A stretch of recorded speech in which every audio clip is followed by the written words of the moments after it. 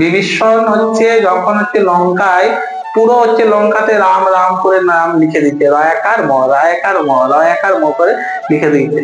এটা দেখতে হচ্ছে তার দাদা রাবণ এসে পরে বিভীষণের উপরে রেগে গেছে, বলছে আজ তোর হচ্ছে গলা কেটে দেবো, শীষ কেটে দেবো এরকম।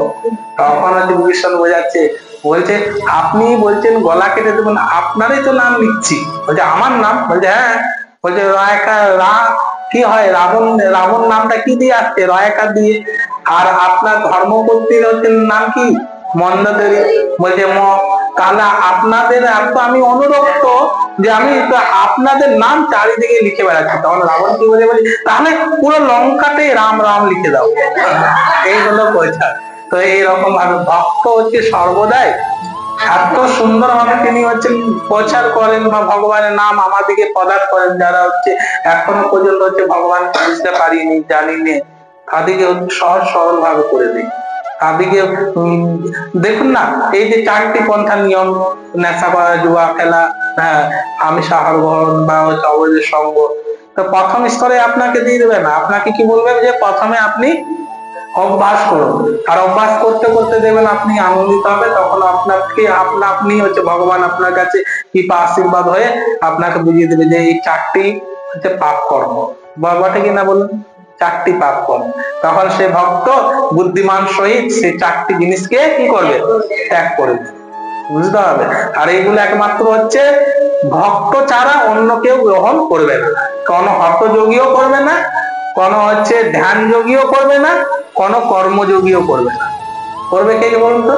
তিনি ভক্তি যোগী, যিনি ভক্তিকে আশ্রয় করেছেন। বুঝতে হবে আমাদের। তো সেই জন্য বলা হয়েছে, দেখুন এখানে বলছে, দেখুন কে কেউ বলতে পারেন শ্রী বৃন্দাবনের মতো ধামে অথবা ভগবান লীলাভূমিতে কেবল ভক্তদের বাস করা উচিত, কিন্তু শুদ্ধ ভক্ত যে কোনো জায়গাতে থাকতে পারেন এবং তিনি সেই স্থানটিকে তার শুদ্ধ ভগবত ভক্তির প্রভাবে বৃন্দাবনের মতো পবিত্র পরিবেশত সৃষ্টি করতে পারেন। দেখুন ভক্তকে প্রচার করা অনেক সহজ, তিনি জানেন ভক্তকে প্রচার করা সহজ। আমাদেরকে হচ্ছে যিনি হচ্ছেন ভক্ত নয় তাদেরকে প্রচার করা প্রয়োজন।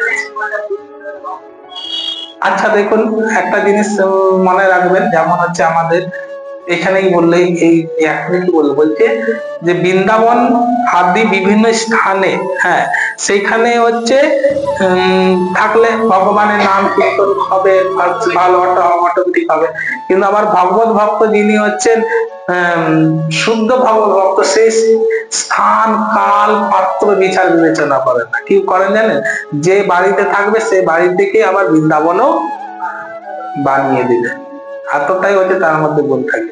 তাকে আলাদা করা হচ্ছে যে বৃন্দাবন যেতে হবে তা নয়, সেই তিনি তো আনন্দিত, বৃন্দাবন মতন হচ্ছে তিনি রস আস্বাদন করছে যে কোন স্থান। এরকম বলুন তো কি হয়েছে? হরিদাস ঠাকুরকে দেখুন না, তিনি জগন্নাথে হচ্ছে এসছেন, কিন্তু হচ্ছে তিনি কত আনন্দিত।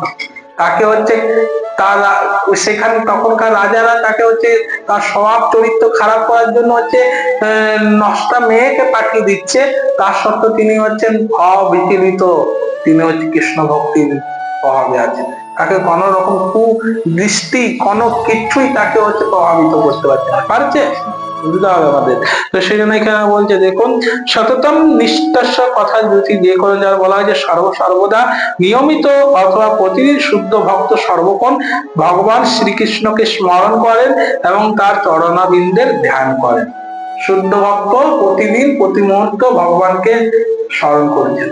ওই রকম ভাবে করেছে না যে এক জায়গায় বসে গেলাম ওম করে হচ্ছে ইয়া করে এখানে নিয়ে এলাম, ওই রকম।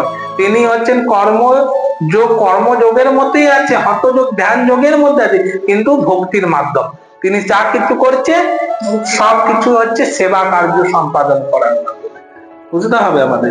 তো সেই জন্য এখানে বলছে, দেখো যে গীতায় শুদ্ধ ভক্তি যোগকে শ্রেষ্ঠ বলে বর্ণনা করা হয়েছে।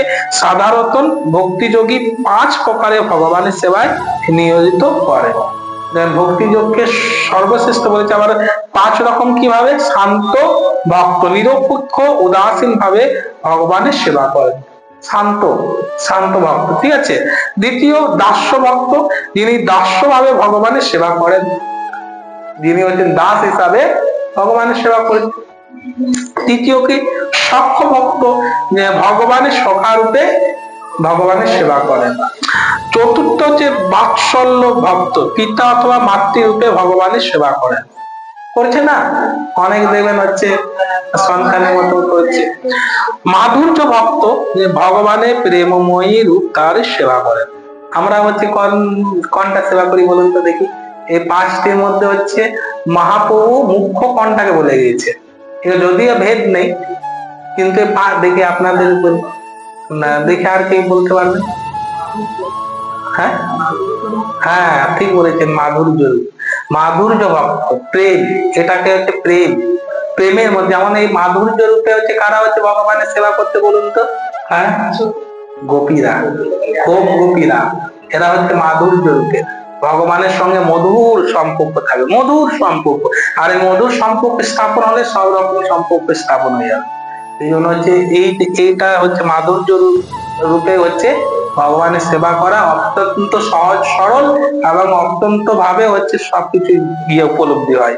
তো এখানে বলছে দেখুন, এর যে কোনো একটি অবলম্বন করে শুদ্ধ ভক্ত ভগবত সেবায় অনুক্ষণ নিয়োজিত থাকেন এবং পরমেশ্বর ভগবানকে কখনোই ভুলতে পারেন না, আর সেই কারণে ভগবান তার কাছে সুলভ। বুঝতে পারছেন ভগবান কেন সুলভ? তিনি হচ্ছেন প্রেমময়ী সেবায় ভগবানকে সবসময় সন্তুষ্ট করেছেন, আর ভগবান আনন্দিত। ভগবান তো একটু সেবা পেলেই লালায়িত হয়ে যায়, তো এই ভক্তকে আর হচ্ছে ছাড়তে খুঁজে না। হ্যাঁ একটু সেবা করলেই দেবেন হচ্ছে আপনাকে কোথা থেকে কোথায় নিয়ে চলে আসবে। আপনার ওই কামনা বাসনা এতদিন আপনি যা ছিল, কিন্তু সেবার মাধ্যমে একটু সেবা করেছেন, তার ফলে হচ্ছে আপনার হচ্ছে বিভিন্ন রকম দোষ থেকে হচ্ছে মুক্ত করে দেবেন।